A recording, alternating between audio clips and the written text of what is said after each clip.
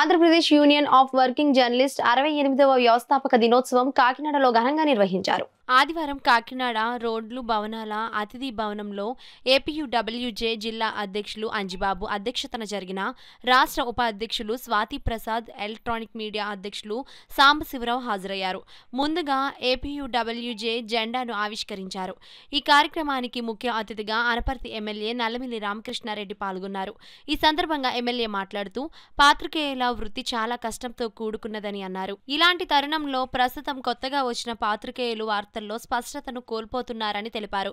ఇలాంటి వారికి సీనియర్ జర్నలిస్టుల ద్వారా శిక్షణ ఇవ్వాలని ఎమ్మెల్యే కోరారు. దేశంలోనే అతిపెద్ద యూనియన్ గా ఏపీయూడబ్ల్యూజే ఆవిర్భవించి పాత్రికేయుల సమస్యలపై నిరంతరం పోరాటం చేయడాన్ని అభినందించారు. రాష్ట్ర ఉపాధ్యక్షులు స్వాతి ప్రసాద్ మాట్లాడుతూ దేశంలో ఎక్కువ సభ్యతత్వం గల యూనియన్ ఏపీడబ్ల్యూజే అని తెలిపారు.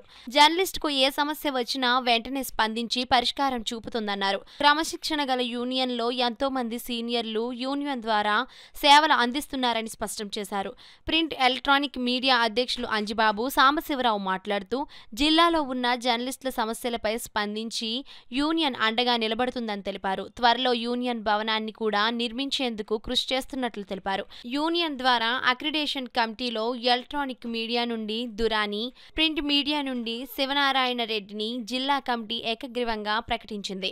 అనంతరం నూతనంగా నియమితులైన రాష్ట్ర ఉపాధ్యక్షులు స్వాతి ప్రసాద్, సీనియర్ జర్నలిస్టులు పరశురాం, రాజేష్లను అనపర్తి ఎమ్మెల్యే రామకృష్ణారెడ్డి ఘనంగా సత్కరించారు. అలాగే గాంధీనగర్లో ఉన్న జనావళి వృద్ధ ఆశ్రమంలో వృద్ధులకు పండ్లు, బ్రెడ్లను అందజేశారు. ఈ కార్యక్రమంలో సీనియర్ జర్నలిస్టులు, యూనియన్ నాయకులు శివనారాయణ రెడ్డి, దురాని, కరి ధర్మరాజు, సురేష్, పరమేష్, నందిని, శ్రీధర్, చిన్నబాబుతో పాటు అధిక సంఖ్యలో జర్నలిస్టులు పాల్గొన్నారు. దేశంలోనే కాదు, ప్రపంచంలోనే ఎక్కువ జర్నలిస్టు సభ్యత్వం కలిగింది Indian journalist union. IJU, APWJ సభ్యులుగా ఉన్న మనం జర్నలిస్టులుగా మనం గర్వించాలి. ఎందుకంటే ఈ రాష్ట్రంలో లేదా ఈ దేశంలో జర్నలిస్టులకి కాస్తో కోస్తో సదుపాయాలు లభిస్తున్నాయంటే ఏపీడబ్ల్యూజే, ఐజేయు చేసిన పోరాటాల ఫలితమే. ఇదే పోరాట వైఖరిని మనం కొనసాగిద్దాం. ఇబ్బందుల్లో ఉన్న జర్నలిస్టులని, లేదా దాడుల్లో గురవుతున్న జర్నలిస్టులని, లేదా వృత్తిపరంగా ఇబ్బందులు ఎదుర్కొన్న వారిని రక్షించడంలో కానీ, వారికి అండగా ఉండడంలో కానీ ఏపీడబ్ల్యూజే ఎప్పుడూ కూడా ముందు ఉంటుంది. ఈ విషయంలో నేను మీ అందరికీ ఒక మాట అయితే ఇస్తున్నాను. నేను ముందుంటాను. అలాగే ఇలాంటి వ్యవహారాల్లో నా సహచరులందరూ కూడా నాతో కలిసి ఉంటారు. కాబట్టి ఇక్కడ ఆల్రెడీ ఎస్టాబ్లిష్ అయిపోయిన జర్నలిస్టుల గురించి నేను మాట్లాడడం లేదు. కొత్తగా ఈ రంగంలోకి వస్తూ అనేక దాడులకు గురవుతూ అనేక ఇబ్బందులు ఎదుర్కొంటున్న జర్నలిస్టులకి ఏపీడబ్ల్యూజీ ఎప్పుడూ కూడా అండగా ఉంటుందని చెప్పేసి నేను మరోసారి ప్రకటిస్తాను. ఈ పుంజుకునేలాగా చర్యలు తీసుకోవడం, అదేవిధంగా సమర్థమైన వ్యక్తులందరినీ కూడా పదవుల్లో నియమించడం జరిగింది. ఈ నేపథ్యంలో దొరాని గారు ఫోన్ చేసి, సార్ ఇలాగ అనుకుంటున్నాం కాబట్టి ఇది కొంచెం మీరు యాక్టివ్ పార్ట్ తీసుకుంటే బాగుంటుందని ఆయన చెప్పిన నాకు తెలుసు. మీకు దొరాని గారికి నాకున్న సాన్నిహిత్యం. దొరాని గారు అంటే ఆయన ఏం చెప్తే అది ఇదే పరిస్థితి, అంటే ఆయన మీద గౌరవంతో.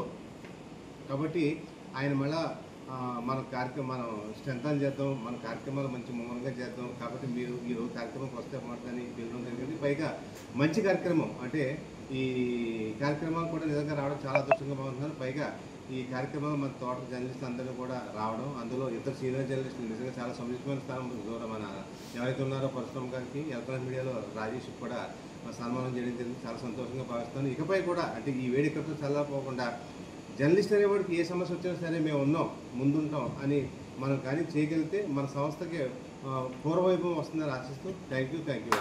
అయితే నేను పదవిలో ఏదో అలంకారప్రాయంగా తీసుకోకుండా ఏదో ఒక వర్క్ చేయాలనే తపంతో ఎప్పుడు నేను ఉంటూ ఉంటాను. దీనికి మీ అందరూ కూడా నాకు ఎలవేళ సపోర్ట్ చేయాలని కోరుకుంటున్నాను. నా ప్రధాన ధ్యేయం ఒకటే, జిల్లా హెడ్ క్వార్టర్లో ఏపీడబ్ల్యూజేకి ఒక బిల్డింగ్ సాధించాలని నేను దృష్టి పెట్టాను. దాన్ని సాధించే దిశగా ఆల్రెడీ నేను అడుగులు వేస్తున్నాను. సాధించిన తర్వాత చెప్దామని అనుకున్నాను, కానీ మిగిలిన మీ అందరి సపోర్టు కూడా కావాలి కాబట్టి ఈరోజు నేను మీకు దాన్ని బహిర్గతం చేస్తున్నాను. మన సభ్యులు జిల్లా నుంచి హెడ్ క్వార్టర్లో ఉన్న ఆసుపత్రికి రావడం, ఈ రూములు అవి ఇబ్బందులు పడుతూ ఉన్నారు. కనీసం వాళ్ళకి మనం ఒకరోజు షెల్టర్ కింద, అంటే ఆసుపత్రికి వచ్చిన వాళ్ళకి, లేదంటే ఎమర్జెన్సీ వర్క్ మీద వచ్చిన వాళ్ళకి మనం అది ఆ రూమ్ని వాళ్ళకి కేటాయిస్తే బాగుంటుందని నా ఆలోచన. అది వార్త ఇచ్చే ఆత్మసంతృప్తి ముందు ఆ రెమ్యూనరేషన్ ఉండదు అనేది కూడా వాస్తవం. అటువంటి ఆత్మసంతృప్తి కోసం మీరందరూ పనిచేయడం జరుగుతూ ఉంది. అయినప్పటికీ అటువంటి ఆత్మసంతృప్తి పొందే సమయంలో మీరు దానివల్ల పడే ఇబ్బందులు కూడా అధికం. అనేక రకమైన బ్లాక్మెయిల్స్ కానీ ఇంకొక విధంగా కానీ మిమ్మల్ని అందరినీ భయపెట్టే పరిస్థితి కూడా వస్తూ ఉంటుంది. అటువంటి వాటికి ఎదురు తిరిగి నీతిగా, నిజాయితీగా, నిక్కచ్చిగా మీరు వార్తా సేకరణ చేయడమే కాకుండా వాటిని పబ్లిష్ చేయడం కూడా జరుగుతూ ఉంది. ఎటువంటి నేపథ్యంలో మరి ఈరోజు వర్కింగ్ జర్నలిస్ట్ అసోసియేషను అద్భుతంగా పనిచేయడం జరుగుతూ ఉంది. ఇది కలకాలం కొనసాగాలి. అదేవిధంగా ముఖ్యంగా మీడియా రంగంలో చూసినప్పుడు సీనియర్సు వార్తలు రాయడంలో కానీ, లేదా ఒక ఎనాలిసిస్ రాయడంలో కానీ, లేకపోతే విశ్లేషణల విషయంలో కానీ అత్యద్భుతంగా ఉండే ప్రక్రియ నుంచి ఇవాళ స్థానికంగా కొంత ఆ లోటు కనిపిస్తూ ఉంది. ముఖ్యంగా సీనియర్స్ని నేను కోరుకునేది ఏంటంటే, ఇవాళ యువత అనేక మంది ఈ రంగంలోకి వస్తూ ఉన్నారు. వారికి సరైన విధానంలో తర్ఫీదు ఇవ్వడం కూడా చాలా మంచిది. మీ ఏపీయూడబ్ల్యూజే ఆధ్వర్యంలో అటువంటి తర్ఫీదు కార్యక్రమాలు, శిక్షణా కార్యక్రమాలు కూడా ఇచ్చినట్టయితే నూతనంగా ఈ రంగంలోకి వచ్చిన వారు